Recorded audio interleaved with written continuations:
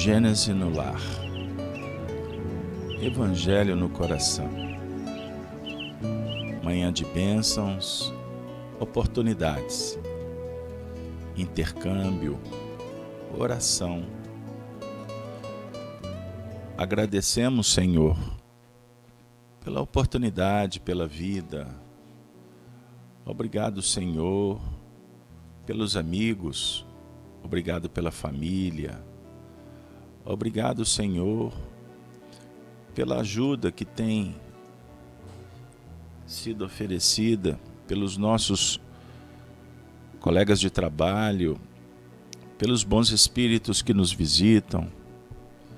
É sempre uma honra estarmos juntos para tratar da mensagem do Evangelho, à luz da doutrina espírita. Gênese no Lar tem oferecido esses instantes de oração.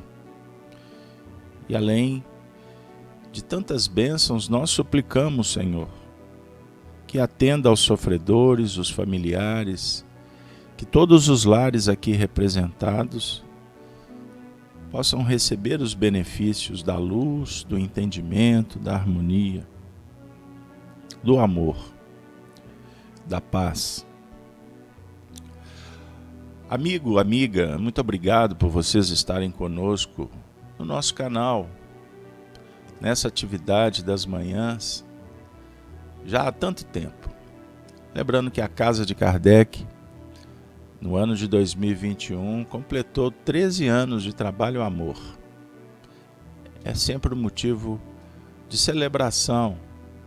É muita alegria para nós podermos participar desse projeto.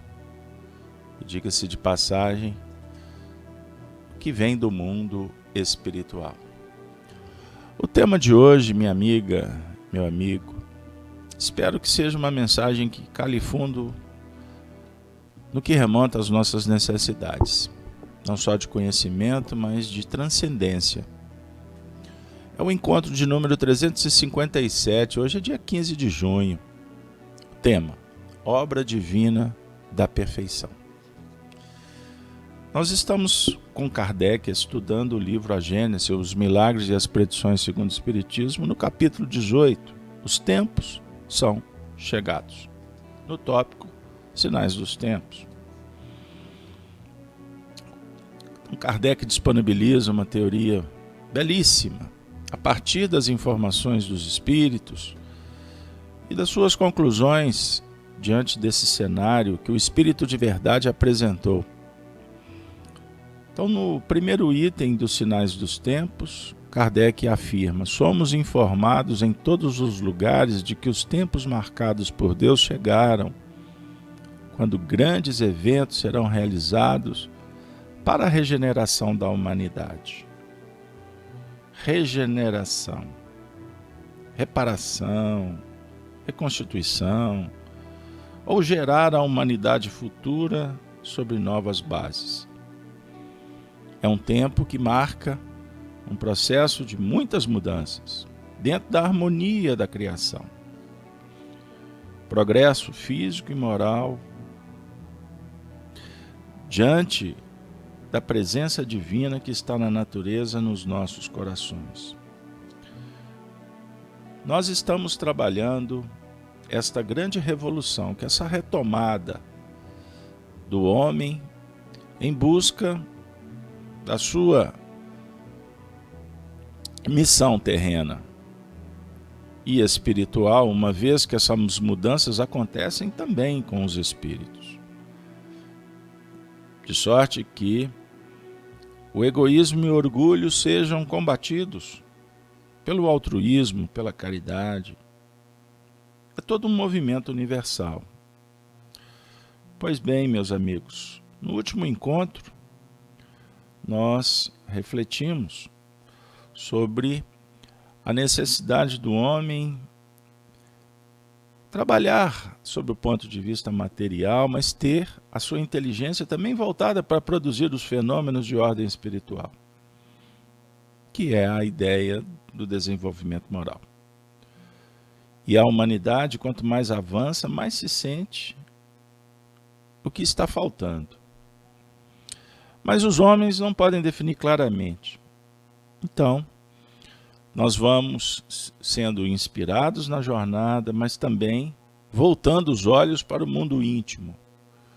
Isso é fundamental, isso é importantíssimo, pois o reino de Deus é construído dentro da gente, a partir do aprimoramento, revendo conceitos, valores, trabalhando as virtudes, em busca da sabedoria com amor. O item de hoje é o item 8º, que nós vamos fazer a leitura agora, convidando vocês para nos acompanhar atentamente. Vamos desconectar das coisas de fora, repito, vamos mergulhar no íntimo, nessas águas lustrais que a natureza prodigaliza para o reconforto, para o bem-estar, para a felicidade. Kardec diz assim, quando ele está tratando da regeneração, das aspirações, dos pressentimentos de um estado melhor, ele diz assim, contudo, uma troca tão radical como essa que se elabora, não pode se cumprir sem comoção. Há uma inevitável luta entre as ideias. Desse conflito nascerão forçosamente perturbações temporárias, até que o terremoto esteja limpo e o equilíbrio restabelecido. Só uma pequena correção. Até que o terreno esteja limpo. Desculpem, eu fiz a leitura abrupta aqui, sem atenção. Então vou repetir a frase. Há uma inevitável luta entre as ideias. Desse conflito nascerão forçosamente perturbações temporárias, até que o terreno esteja limpo e o equilíbrio restabelecido. Olha que beleza. Assim, da luta de ideias surgirão os graves acontecimentos anunciados, e não de cataclismas ou catástrofes puramente materiais. Os cataclismas gerais eram as consequências do estado de formação da Terra. E atualmente, não se agitam mais as entranhas do globo, mas as da humanidade. Extraordinário no ensinamento. Então, na verdade, a gente pode constatar no dia a dia o seguinte fato. Todas as mudanças, de alguma forma, elas geram comoções, perplexidades, dificuldades mesmo. A gente observa nas questões mais simples, quando somos chamados para fazer um movimento diferente da rotina estabelecida. Geralmente gera um desconforto, não é verdade? Você está acostumado a fazer um trajeto para o seu trabalho. Aí eis que você se depara com uma obra na via pública.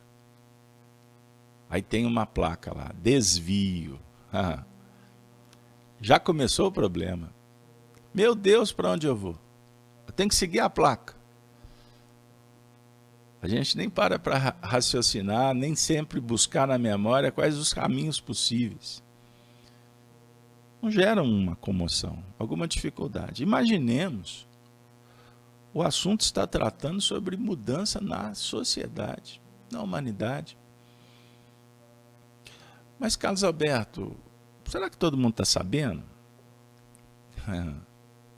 Os espíritos informam que sim. Intuitivamente nós percebemos o fato. Uma vez que a própria humanidade está insatisfeita.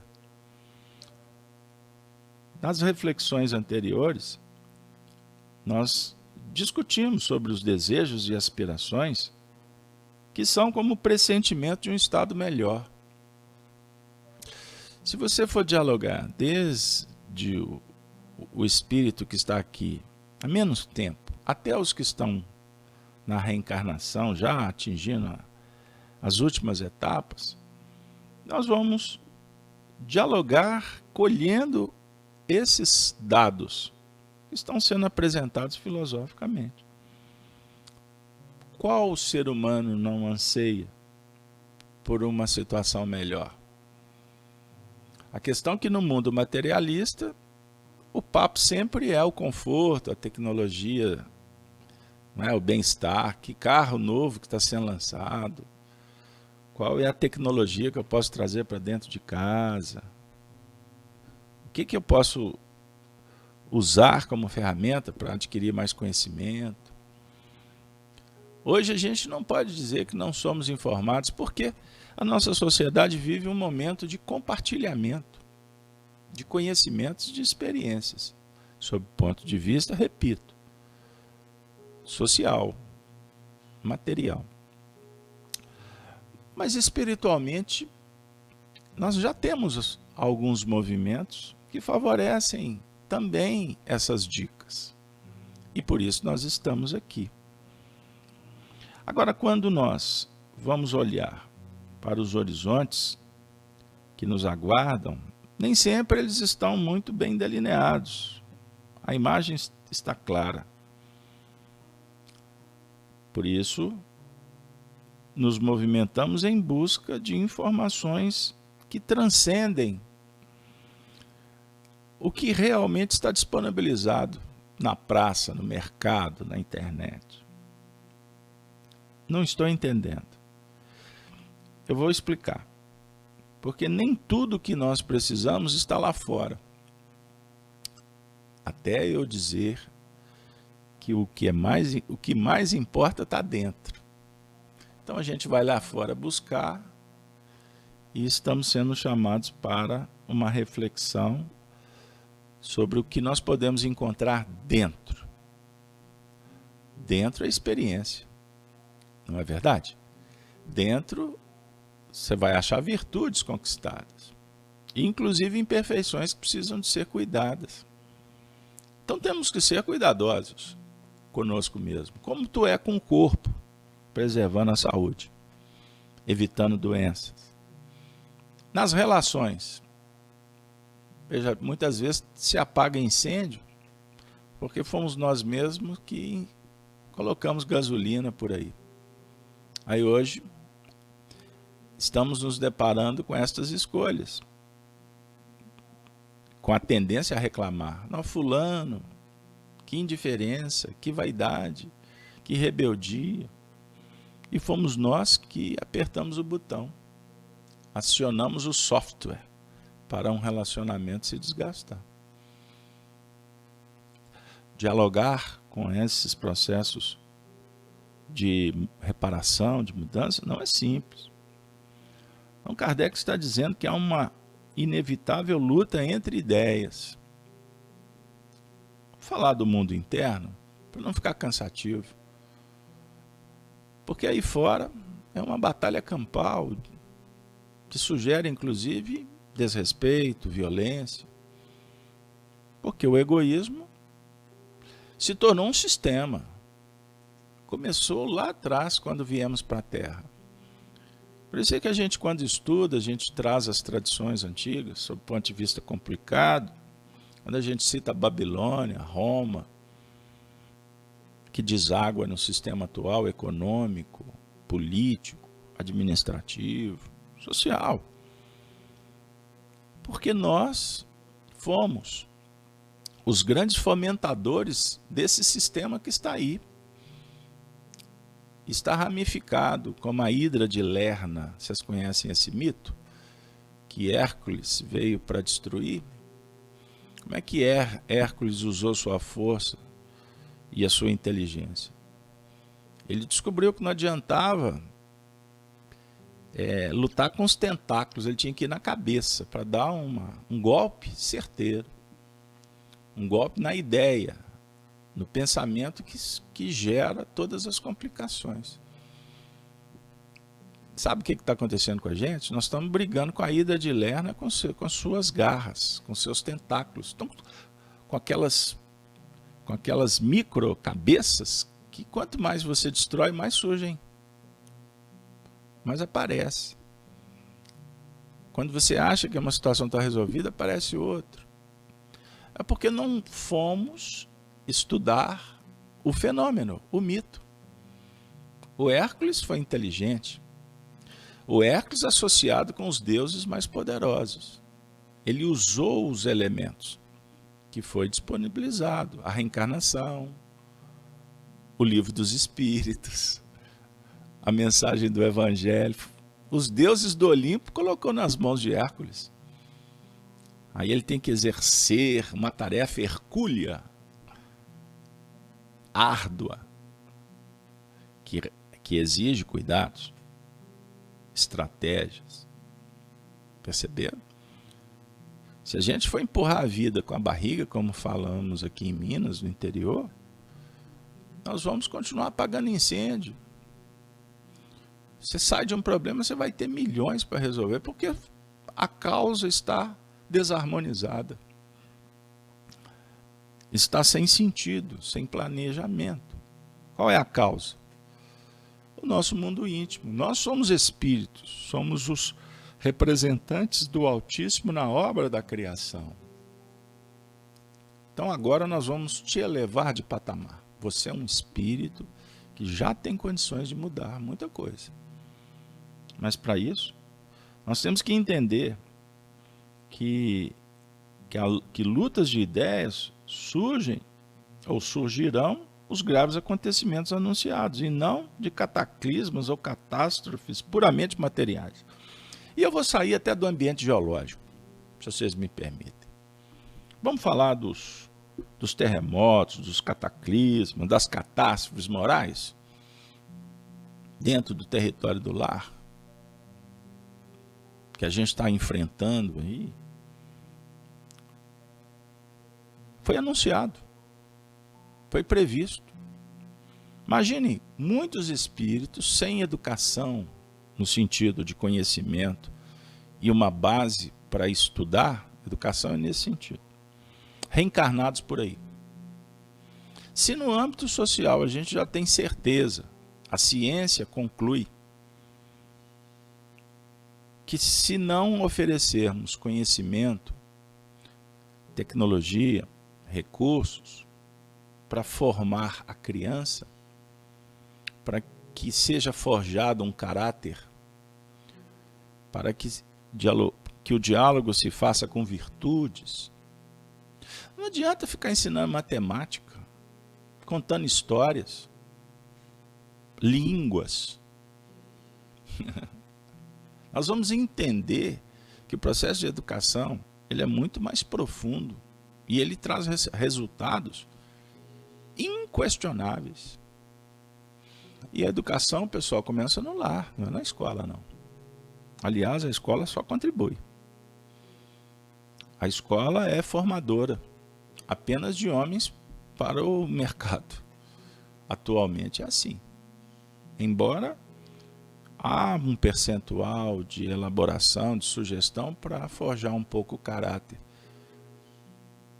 através das mãos abençoadas dos sacerdotes que representam a educação, que dão a vida. Mas eles sabem que eles estão remando contra a maré. O que justifica que um professor, por exemplo, é agredido por um aluno. E hoje qualquer menininho aí já chega dentro da sala de aula se julgando um leão, porque não foi educado em casa. O pai é amiguinho, não coloca limite. O amor é apenas sentimentalismo. As emoções mercadeia com premiação ou castigo. Isso é educação medieval. Compreenderam? Se fizer isso, filhinho, ganha bicicleta. Se passar no vestibular, ganha um carro. O que está por trás desse presente? O carro é um meio de locomoção. pode sugerir um conforto, mas será que nós não estamos negociando com a imperfeição egóica, com vaidades? Será que nós não estamos preparando alguém para ser um competidor na sociedade que não vai pensar duas vezes em passar por cima para conquistar alguma coisa? O emprego, a promoção, mas faz de tudo, porque desde criança ele viu disputa dentro do lar, quem é mais bonito, quem é mais inteligente, quem ganha mais, se é o papai ou se é a mamãe. Qual é o filho que tem mais privilégio, quem que é mais queridinho. Esse campeonato começa dentro do líquido amniótico, por influências. Como não pensar num conflito dentro de uma casa, onde que o eu, ele é mais importante do que o nós. Você ajuda a mamãe, tá? Lava o seu prato. Mas é incapaz de olhar para o lado e ver que tem um outro prato sujo na pia. Já cumpri a minha tarefa. Quer dizer, está pensando apenas em dar resposta? Não, o cristão, a ideia da evolução é produzir, não é consumir e gastar. Compreenderam o que eu quero dizer? Por mais que a gente vai consumir, que nós vamos gastar. Mas a prioridade é você trabalhar o mérito para ter os elementos. Isso é conquista. Por isso, quando a gente fala em conforto, em conhecimento, em tecnologia, para nós espíritos é muito claro que isso foi um resultado de um processo. Então, se você tem a luz elétrica dentro de sua casa, é mérito seu também. Você faz parte de uma família chamada humanidade. Mas enquanto nós julgarmos que as coisas materiais são mais importantes do que as espirituais, nós continuaremos apagando incêndio ou querendo matar aquelas cabecinhas, as micro cabecinhas da hidra. Nós temos que atacar, nós temos que estabelecer uma estratégia para resolver a causa. Nós temos que trabalhar com inteligência. E falar de evolução espiritual é dialogar com a inteligência espiritual. Não adianta você ser um mega super inteligente, né? Um lerdo, como é que chama? Eu esqueci. Aqueles que são os mais inteligentes, né? Esqueci o termo que é usado. Não adianta você ser o que vai tirar a melhor nota da escola, nerd. Muito obrigado a participação dos espíritos amigos. Não adianta ser um nerd, sob o ponto de vista racional, respondendo provas, assimilando o conteúdo assim, numa velocidade assim. Não adianta, se nós não estamos trabalhando outros níveis de inteligência. Aliás, pode-se constatar que muitos destes campeões de racionalidade possuem problemas, alguns de ordem relacional, familiar, emocional. A dizer o seguinte, que todos temos um nível de inteligência desenvolvido num determinado setor. Isso você comprova na escola, pode ser ótimo na língua, né? Nas ciências exatas, mas tem dificuldade em outras matérias filosóficas. Não dá conta do abstrato, tem que ter alguma coisa palpável. Da mesma forma, o assunto religião e religiosidade. A religião se confunde com práticas, não é? Com poder. Não, eu estou falando do sentimento nobre, justo, belo, de viver em harmonia com a natureza. Essa é a religião que dialogamos. Então o indivíduo pode ser ótimo no discurso lá da ecologia. Temos que preservar, olha o desmatamento. Aí de repente vai para a televisão, para a internet, fica assim, se tornando um deus da matéria. Mas não consegue aprofundar conteúdos filosóficos. E comportamento complexo, sugerindo ódio, egoísmo, separatividade. Quer dizer, a ecologia de fora é muito bonitinha, belíssimo preservar a árvore. Mas e a árvore interior? Estamos deixando morrer amínguas, sem cultivo? Sugere a doutrina espírita que nós estudemos todos os assuntos possíveis, pelo menos para a gente ter algum tipo de informação. Não é para você ser um estudioso atento a todas as matérias, mas você tem que ter pelo menos uma noção clara para você poder, inclusive, fazer as suas preferências e investir. Mas não adianta também ser ótimo em nível espiritual e, sob o ponto de vista ecológico, também está destruindo a árvore. Compreenderam? É só você ir e vir, se ajustar em todos os assuntos. Nossa, é complicada a evolução. Não é não. Não é não. Sabe por que não é? Porque o próprio Cristo compara o reino de Deus a um pai que celebra as bodas do filho. Então é uma festa. Não é para você sofrer. É para você buscar um momento muito especial. Todos ansiamos por casar com a vida. Todos temos interesse em ter bons relacionamentos. Com o semelhante que está perto ou não, com o encarnado, com o desencarnado. Precisamos dos amigos para nos aconselhar, para buscar apoio e também as dicas, os alertas. Mas precisamos também intercambiar com a natureza, com os animais. Nós temos que estar bem com a vida. Não é uma celebração? Não basta contemplar, você tem que agir. O reino de Deus é assimilado pelas crianças. Qual a complicação? Ela não precisa de ir para a escola, fazer cursos, PhD, doutorado. O reino de Deus tem a ver com pureza da alma. Seja simples. Confie, acredite na vida. Outro dia eu fui conversar com um jovem e falei assim, você faz o evangelho no lar? Ah não, isso para mim é crença. Não estou muito interessado não. Eu falei, mas você está interessado em quê? Em que os espíritos te ajudem? É, porque o negócio está difícil. Eu falei assim, então o que você está fazendo para que eles te ajudem? A conversa acabou rapidinho. Porque não estava interessado em se movimentar. Que é benefício. Ore por mim, sem dúvida, vamos orar. Qual que é o seu nome? Qual que é o seu endereço? Vai dar certo? Vai, com certeza. O que eu tenho que fazer agora? Vim orar comigo.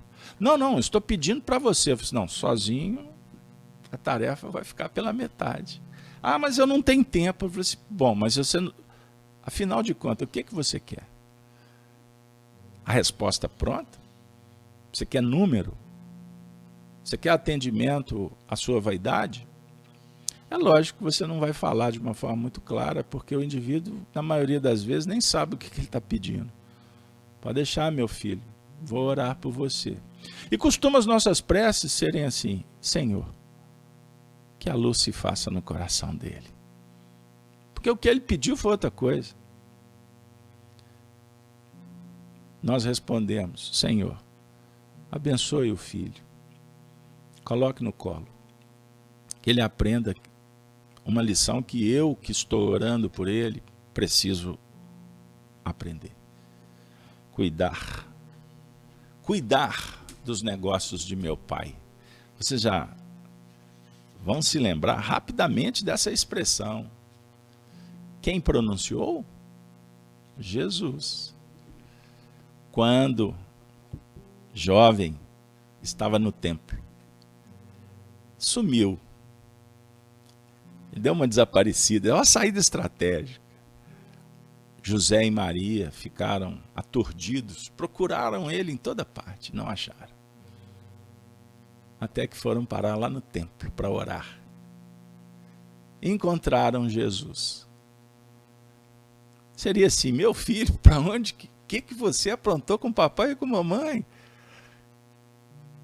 O que ele disse? Uma linguagem literal. Estou cuidando dos negócios de meu pai. Isso é extraordinário. Estou cuidando dos negócios do meu Pai. Então existe empreendimento dos homens e de Deus. Precisamos ter cuidados, precisamos ter inteligência para fazer bem. Cuidados.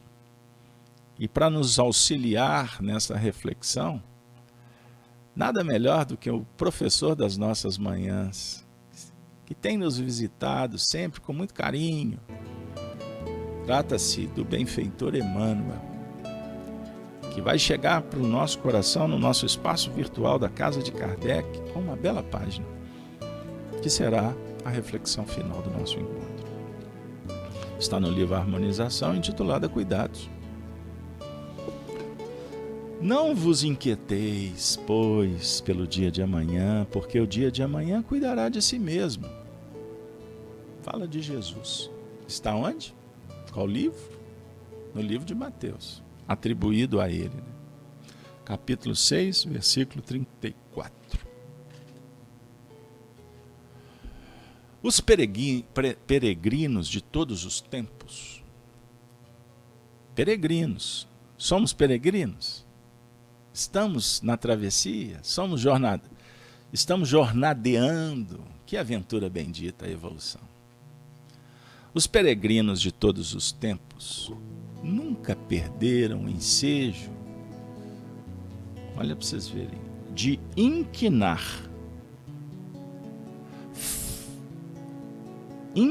afirmativas evangélicas. A recomendação de Jesus referente à inquietude é das que mais se prestou aos argumentos dos discutidores ociosos. Depois que o Cristo aludiu aos lírios do campo, não foram poucos os que reconheceram a si mesmos na qualidade de flores que não passam ainda de plantas espinhosas.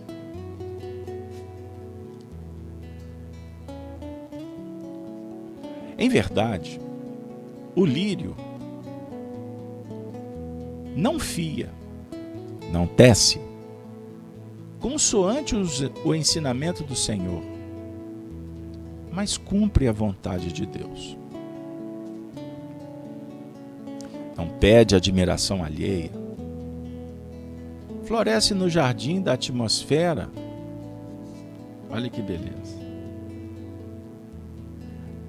Enfeita a alegria ou consola a tristeza. É útil à doença e à saúde. Não se revolta quando lhe fenece o próprio brilho ou quando mãos egoístas o separam do berço em que nasceu. Será que o ocioso toma igualmente o padrão do lírio em relação à existência na humanidade? Recomendou Jesus que o homem não guardasse ansiedade nociva relativamente à comida, ao modo de trabalhar. Olha que beleza. Ao modo de trabalhar. Não recomendou. Ao vestuário, às questões acessórias. Ensinou que o dia, representando a resultante das leis gerais do universo, atenderia a si mesmo. Isso é incontestável.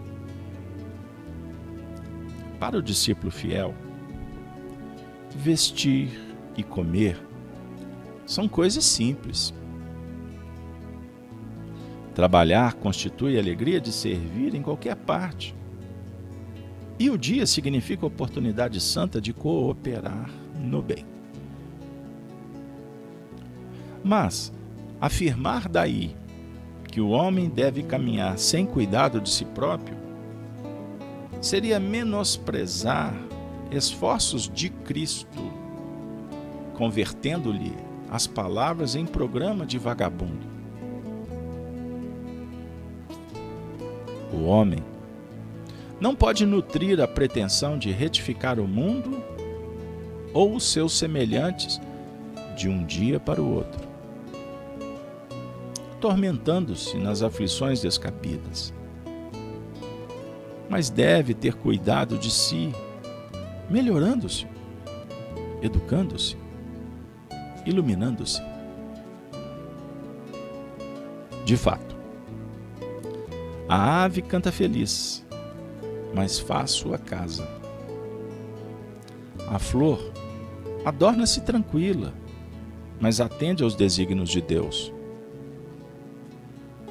O homem deve viver confiante, mas atento em se organizar para a obra divina da perfeição. Eis o tema da manhã. Dialogando com a confiança, com a organização e com esse trabalho divino em busca da perfeição.